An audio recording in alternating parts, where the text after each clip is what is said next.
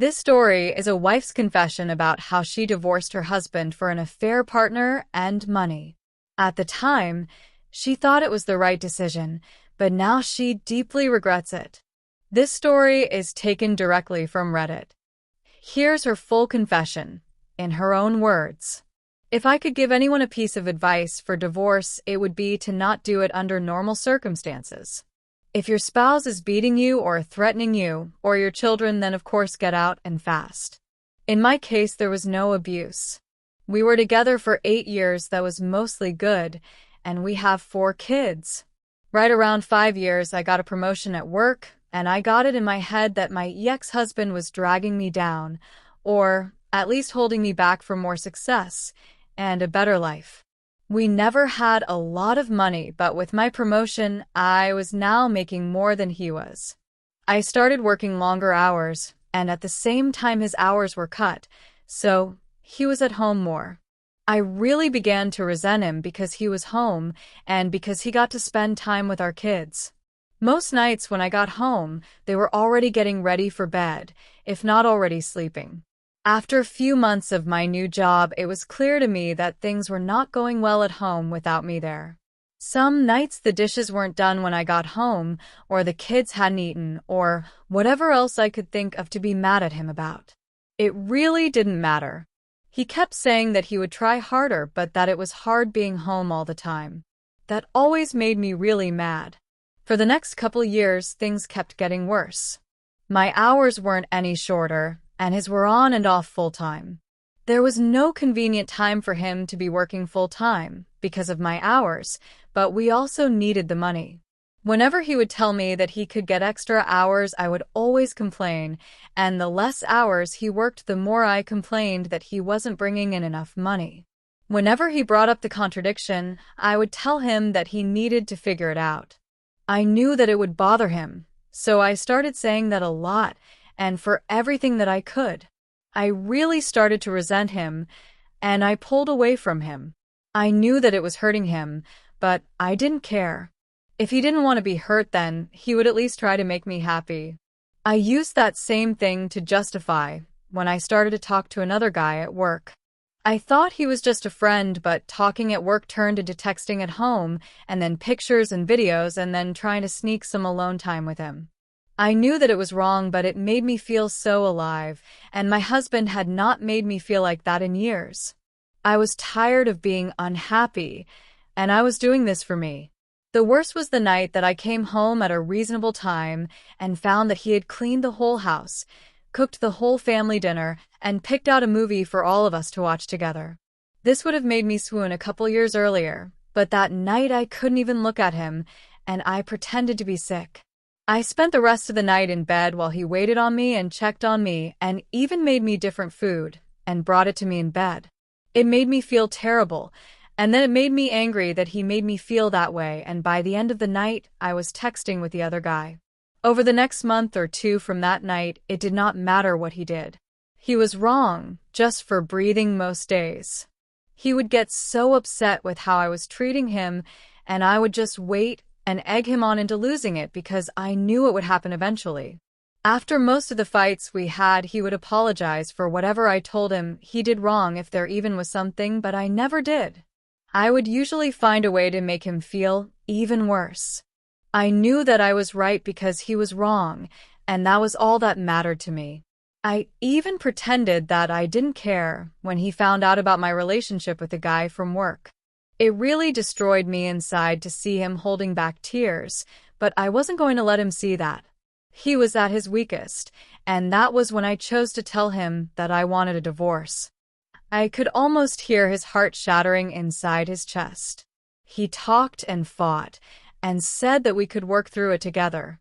I really wasn't interested in fixing our marriage, but I mostly ended things with the other guy, but only because I knew I could get it back if I wanted it. I could see that he was trying, and occasionally I would let him know, but for the most part one kept being a huge bitch to him for any and all reasons that I could think of. I'm not sure how much more the man could have done to make me happy besides finding a job that paid enough for me to not have to work at all. He said that he was looking, but looking and finding are two different things. It was around this time that I discovered this group, and a few others.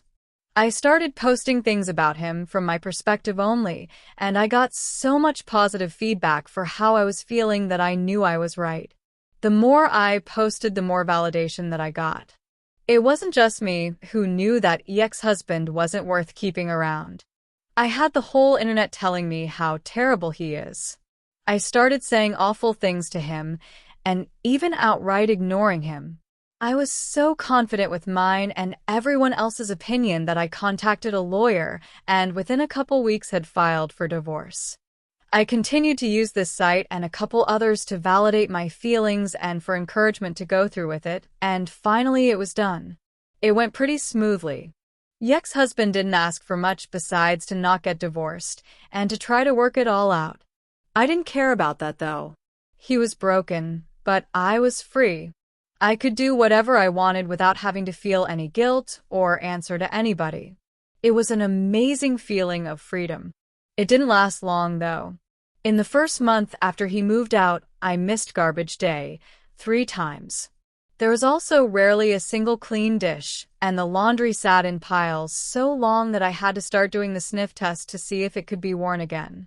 I also never saw my kids more miserable. My oldest had seen some of the messages from the other guy months earlier, and she knew that ex-husband still wanted to try to work it out. It didn't take her long to stop talking to me at all except to say that she wanted to go to ex-husband's house. The others all told me that they wanted to live with ex-husband too. I did my best to try to make them happy, but I ended up just buying those toys all the time, and the happiness only lasted minutes. I also was having a lot of trouble with work. Being alone, I couldn't work all those extra hours that I was expected to. I finally gave in and started calling ex-husband to watch the kids. He would always come over as soon as he could, and he always asked me if I needed anything. When I would get home, I would find clean dishes and laundry, and even dinner sometimes. He would never say too much after I got home. He would just say to call him if I needed anything and leave. One night he took out the garbage and brought it to the curb because it was garbage night, and I forgot again. He always looked so sad when it was time to go.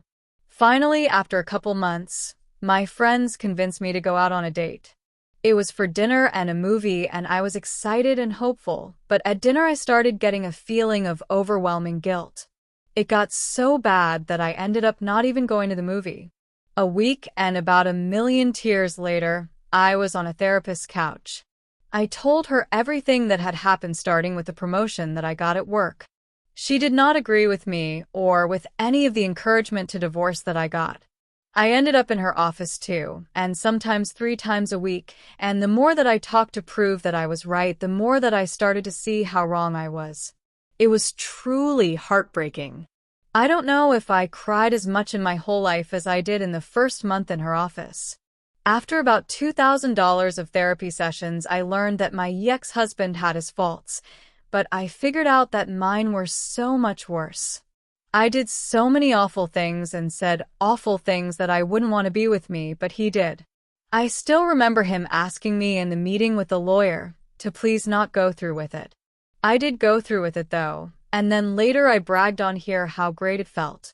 I was so wrong, and now I can see it. A couple weeks ago, I went outside with him when he was leaving the house. I asked him about getting back together. When he looked at me, his eyes were full of tears, and a couple went down his cheeks. He told me that he didn't know if he could. He said that the pain has been too much for too long, and that if we got back together that I might just turn around and do it to him again. He said that he always thought that I would realize how much he loved me and stop up until I signed the divorce papers and let out a big, over-exaggerated sigh of relief. He said that hurt him more than anything else, and that he doesn't know if he can ever trust me again. I don't blame him. I destroyed a man who, looking back, was a great husband. I deprived my kids of having a great father in the house with them, and I took his kids away from him. And me, the one who pushed for the divorce expecting happiness and a life of freedom, spend all my free time sitting at home or sitting on a therapist's couch. Please don't just take the advice of anyone on this site or any other about getting a divorce. If your marriage is bad, look at yourself first and see if you can make changes. This is advice for men and women. Getting divorced is not fun. Being divorced is not fun. And seeing your husband broken and your children never happy because of your actions is the most painful experience that I can imagine. I wish all of you well and hope that you will give your marriages a second chance. So, friends, what do you think about this wife's confession?